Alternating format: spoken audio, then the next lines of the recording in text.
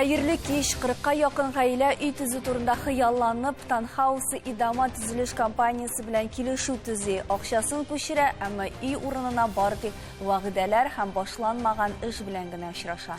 Үй төзүнең ние бар, мөклисе дә шуклысы гына дип әйтәләр гадәттә. Нәкъ шулай микән соң? Хыялда булган үй хыял булып кына калмасын өчен нәрсә эшләргә кирәк бүгенге заманда? Менә бу һәм башка сорауларга без җавапны бүгенге кунакларыбыз, юристлар һәм шул ук исәптән зыян күрүчеләр белән бергәләп сөйләшербез. Исәнмез, кадерле кунаклар. Исәнмесез. Зыян күрүчеләрдән башлыйсыбыз килә.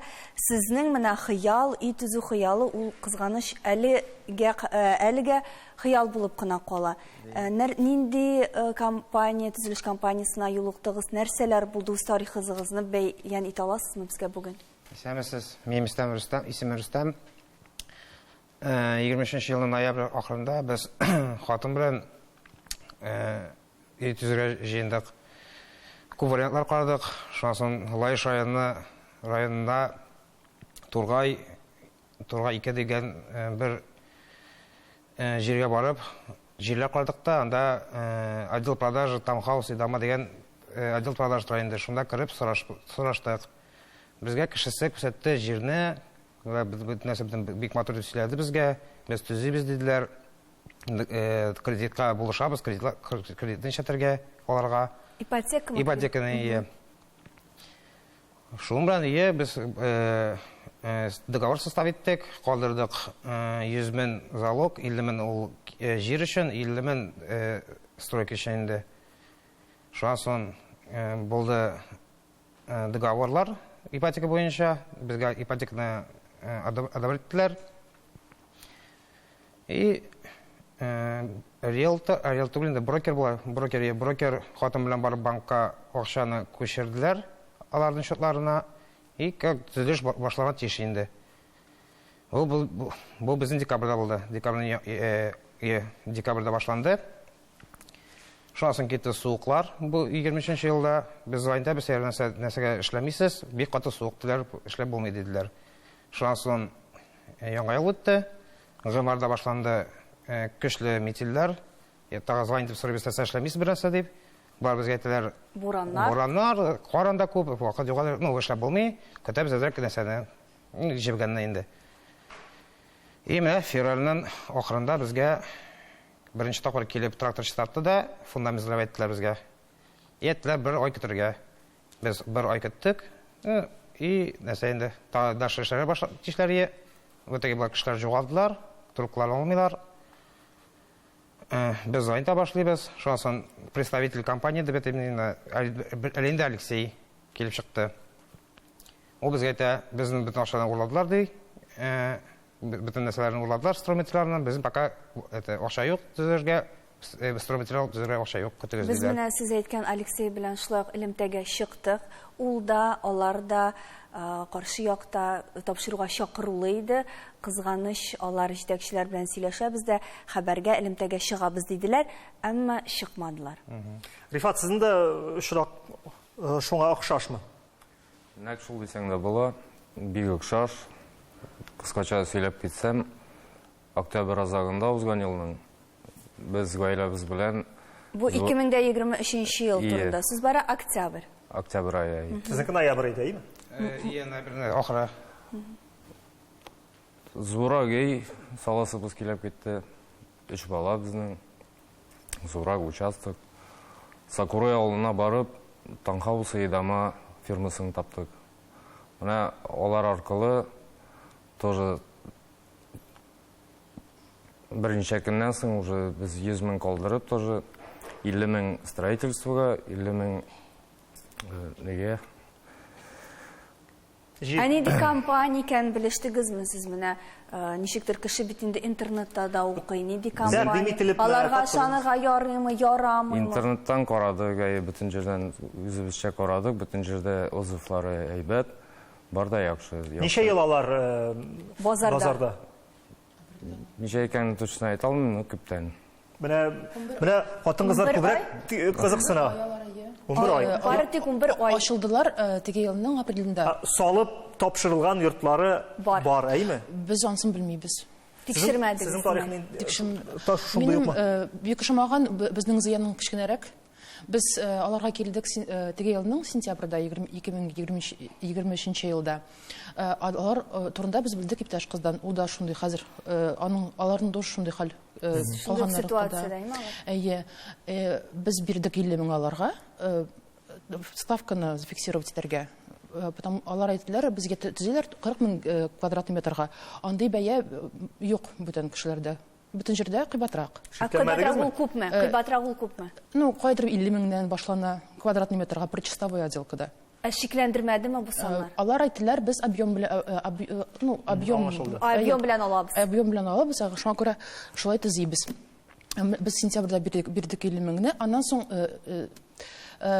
ипотекада брать иттек һәм җир эзләдек. Ул булды озак һәм без аларга килдек, уже акчаны бирдек 6 декабрьдә. Безнең транш ипотека иде. Без бирдек 1 миллион 240. 50 мең башта и 1 миллион 190. Декабрьдә алар әйттеләр, менә шул салкын дип, январьдә әйттеләр, каралар дип бураннар. Февральдә без килдек, аларга безгә төзергә кирәкми дип, без икенче җирдә төзибез. Юк, без сезгә төзибез, безнең менә акчаларны урладылар. Ну бу сезнең проблем түгел, без төзибез дип. Алар безгә куйдылар фундаментны мартның 15-сендә. Без килдек, карадык, фундаментта бетонный ничектер атала ул, что плита нитмәсен дип. Китмәсен әйе. Аннан соң без строительный экспертизаны заказали. Алар килделәр дә, и пока вот, ну, ул строительный экспертиза уже готов будет бу атнасының ахырында. Алар әйттеләр, бу фундамент төзергә ярамый диделәр. Мин Алексейга шалтыраттым. Сез миллион 2, менә без биргән акчага бөтен акчаны тузгыттыгыз фундаментка, ул миңа смета бирде. Менә шул 1 миллион 240-ны без фундаментка салдык. Ул бөтен әйбер анда дөрес, бетонны нинди язылган шундый куйганнар. Ул перегородка безнең ярты куйыклар шулай тора, и бер әйбердә. Ну, бөтенесе нормально. Без хәлләр шулай эшләдек, шулай. Ничә сумга зыян күрдегез инде? Миллион 250 булып чыган сезнең. Миллион 240. Сезнең очракта сезнең бүгенге көндә түлисез ипотеканы һәм тулысынча инде акчаны сез күчердегез, әлеге фирманың шотына, әйме? Получается бездән җир алынган. 1-2 миллион булсын. Калганы бөтен саларда, я. Кадәр 4 миллион. Менә шундый хәлдә калучылар бүгенге көндә Гөлнур күпме андыйлар, алданучылар дип әйтик, зыян күрүчеләр. Алданучылар җитәрлек. Күпме әзме икән әйтә алмыйм, но алданучылар бар. Но күп вакытта нәрсәдән килеп чыга? Һаман арзанрак эзләүдән дә килеп чыга дип уйлыйм.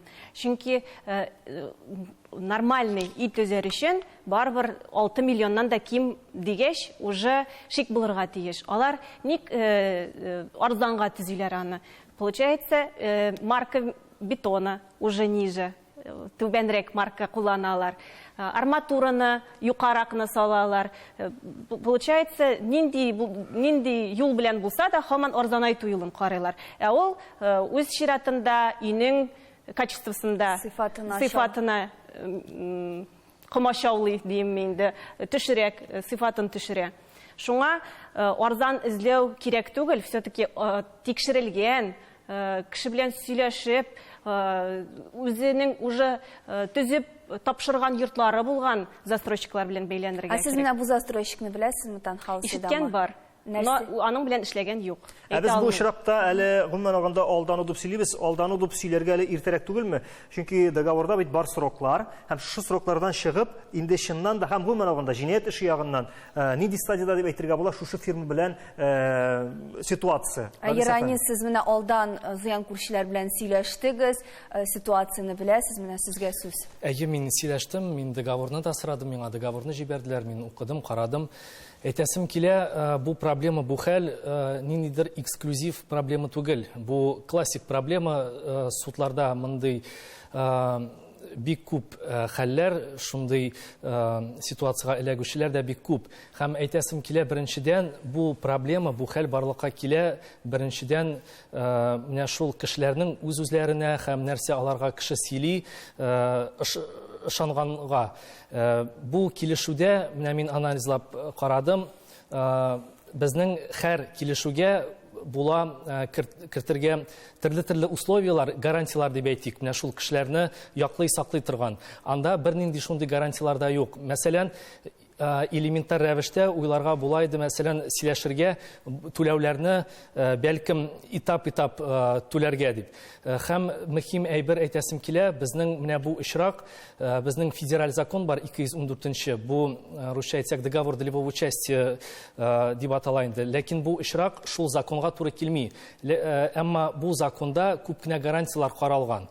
Менә моны белә торып, әгәр юристларга мөрәҗәгать ителгән булса, бәйсез юрист әйткән булыр иде, нинди әйберләрне нинди шартларны алдан кертергә була. Нинди шартларны кертергә кирәк икән, ләкин бу Авыр шартлар нокталарны кертелмәде. күрсәткән булыр иде. Моңа игътибар итегез, моңа игътибар Әйе, итегез. хәзер әлбәттә судка да бирергә була, җинаять эшендә кузгалтырга була, ләкин бу эшнең асылы шунда кала, акчаны кире алып буламы, юкмы?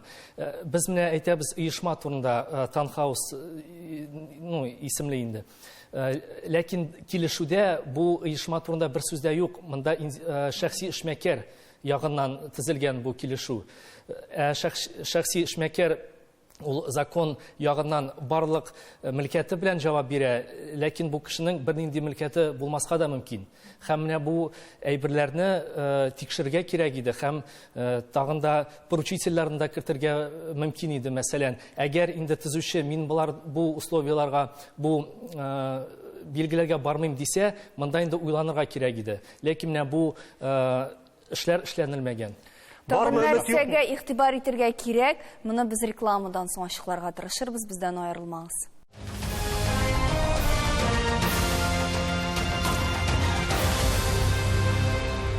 Хәзер генә менә бу очракта квалификацияле юристлардан без нәрсә эшләргә кирәк, нәрсә эшләргә була иде дигән сорауга җавап таптык кебек, ләкин һәр вакыттагыча без кирәк иде дип вагон узганнан соң гына әйтәбез. Әйме, хәзер монда инде туктаусыз былай кирәк иде, тегеләй кирәк иде дип киңәш бирергә була, ләкин менә монда басып тора, шуннан да зыян күрүчеләр бүгенге көндә нидер өметкә, ниндидер бер кичкенә генә өмет чыгана гына таянучылар. Бармы шушы өмет? Менә бүгенге көндә азмы күпме бармы өмет? Өмет мәсьәләсендә күбрәк уйлап торгандыр. Мин уйлавымча, сез ул эшләрне, договорларны карагансыз, сез күбрәк анализлансыз, мин ул договорларны карамаган күрә әйтә алмыйм. Ләкин аңламаган бер нәрсә булды, ул да булса, ни өчен таунхаус турында сөйлисез, шәхси эшмәкәр сезнең белән договор килешү төзегән? Таунхаус ни причем тут? Без аларга килгәндә, алар әйттеләр, Таунхаус идама диделәр. Уже ипотека алганда, договор подряд бирәләр, анда ИП диделәр. Без алардан сорыйбыз, ник сездә ИП язылган? Без бит ОАга килдек дип. Алар әйтәләр, бу налог әзрәк түләргә зыян. Менә налог әзрәк түләргә дигән сүз менә һәр вакыт сезне тузакка кертә торган әйбер инде.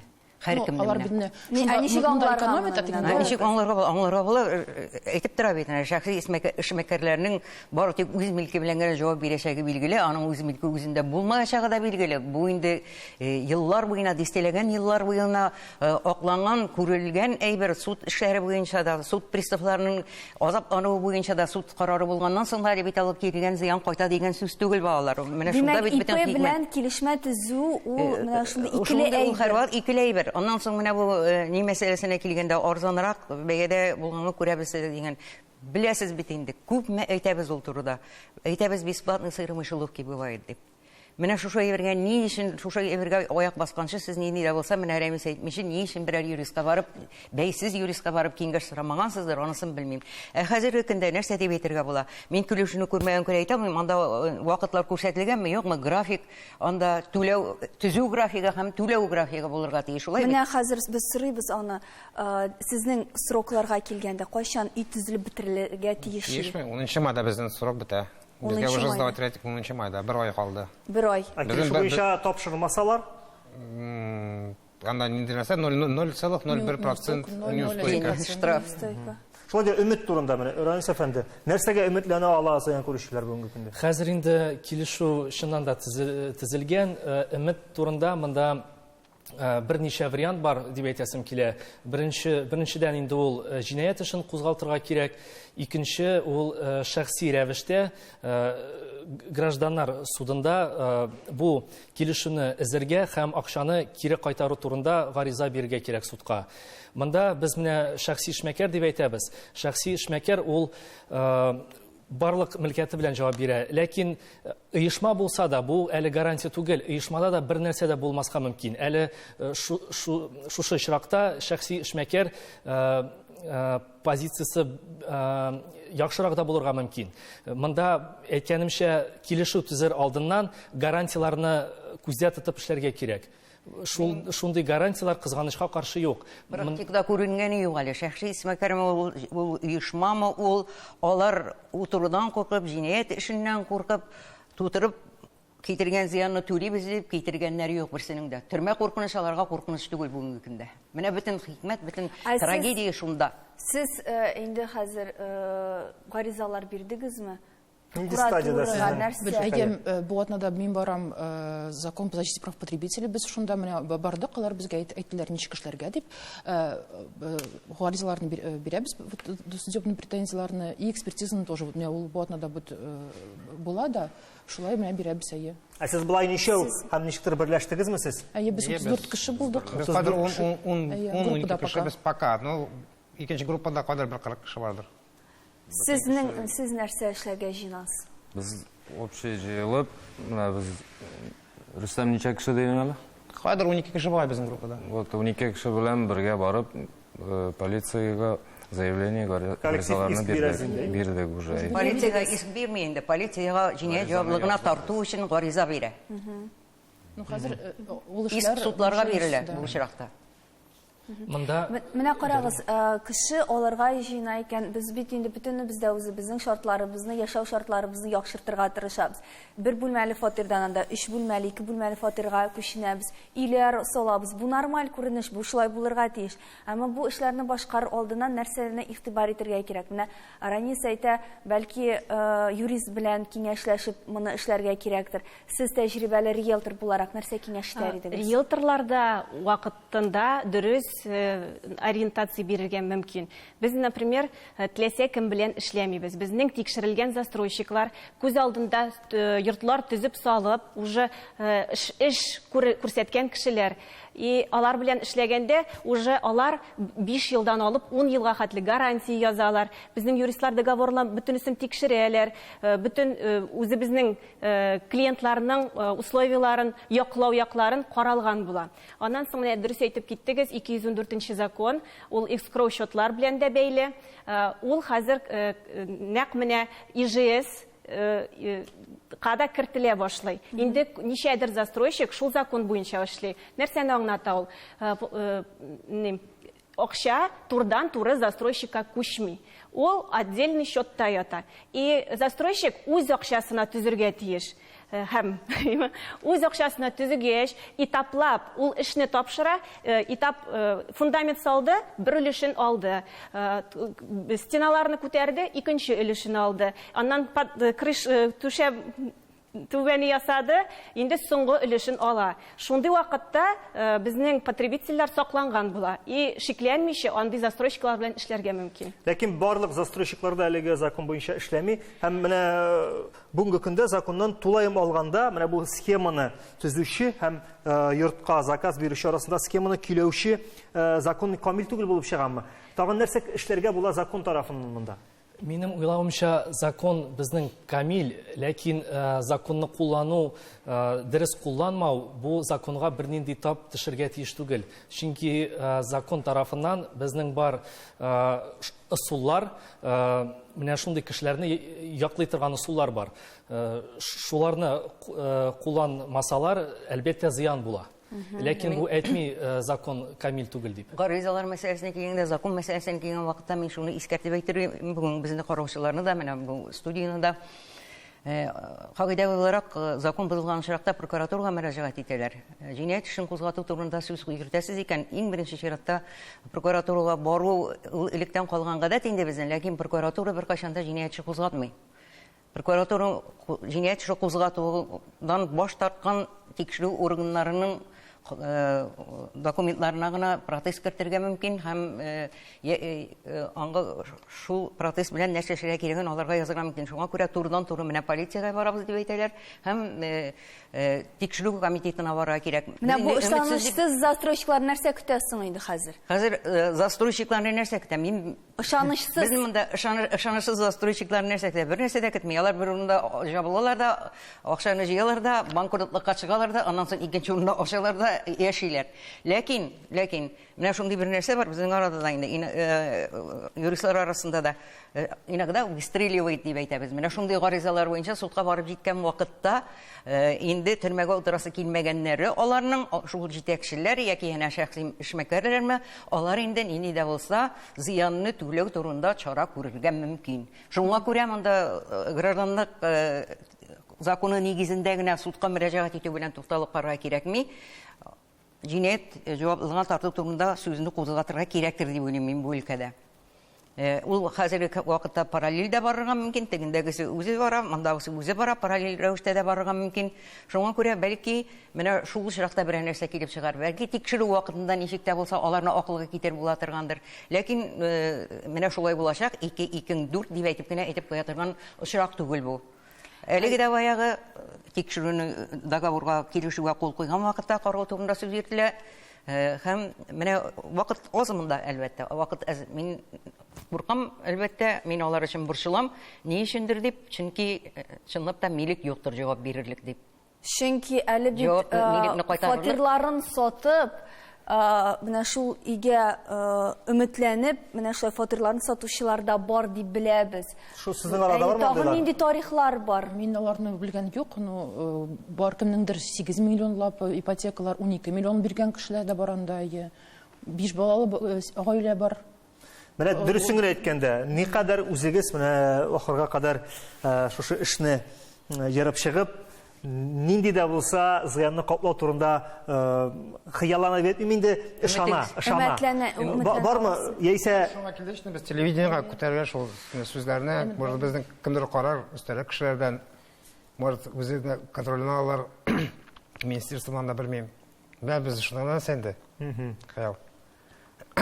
Мин аларга киңәш итәр идем, әгәр дә җинаять эше кузгату турында сүз кузгатсалар да, бөтенегез бергә җыелып, шундый эшләр буенча практикасы булган юристларга, адвокатларга мөрәҗәгать итегез. Судка мөрәҗәгать итәргә мөмкин адвокат булмаган юристлар белән бергә дә аларга доверенность биреп, ышанычлы һәм мондый фирмалар белән бернинди бәйләнеше булмаган белгечләр белән эш йөртергә кирәк. Үзегездән булмый балалар. Монысы көн кебек ачык. Ышанычлы застройщиклар ничек сойларга? Аларның эшли башлаганын, менә 11 ай дидегез, әйме, эшли башлаганын карарга кирәк. Хәзер күп кенә застройщиклар банкларда аккредитациясе булмый. Әгәр яңа гына эшли башлаган икән, 3-4 йорт төзеп салмаган икән, учетка куймаган икән, ул застройщикны банкларда аккредитация үткәрмиләр. То есть уже банк аша аңлап була, ышанычлымы ул, юкмы икәнен. Чөнки була шундый очраклар, менә җиргә ышанып киләләр кешеләр, җир ошый. Застройщик аны төзелеш белән генә сата. Мин генә төзим ди. Булай гына җирне алып булмый. Җир бик ошады, бик әйбәт урында. Шундый вакытта эләгүчеләр була капканга. Но шундый вакытта да җиргә генә ышанып калмаска, әйбәтләп төзүчене тикшерергә кирәк. Була шундый очраклар, җирне алдылар, ярар төзегән бит инде, безгә дә төзер диләр. Аннан соң банк белән проблемалар башлана. Банкта бу банкта не аккредитованы, икенчесендә банк ставкасын күтәрергә мөмкин, ипотека үтмәскә мөмкин. Бу инде уйланырга җирлек. Әйе, бу уже уйланырга тиеш дигән сүз. Шул. Тагын шуны әйтергә була, заманалар шаукымлы заманалар. Алдаучыларның иң кытырган вакыты, шуңа күрә әзрәк кенә торыр урыныгыз булса, башыгызда түбәгез булса, әзрәк сабыр итеп тә торыгыз. Сез нәрсә киңәшләр идегез менә безнең тамашачыларга, чыннан да хәзер үй алырга теләүчеләр бардыр. Зөбәйдә ханымга кушылып әйтәсем килә иде, бу проблеманы комплекс рәвештә эшләргә кирәк инде. Бер яктан ул җинаять эше булса, икенче яктан гражданнар судына гариза биреп, үз акчаны кире кайтарырга тырышырга кирәк. Сезгә сабырлык теләп калган беренче чиратта һәм Аллаһ насип итсен, инде сезгә дә, сезнең урамда да кем әйтмешли бәйрәм булуын. Һәм Алданмый- тапшыруыбызга килүегез дә бушка гына булмасын иде. Шуннан да кирәкле кешеләр ишетеп, ул акчаларны кире кайтарып, хыялда булган өйләрдә яшәргә насыйп булсын дигән теләктә саубуллашабыз. Сау булыгыз. Рәхмәт.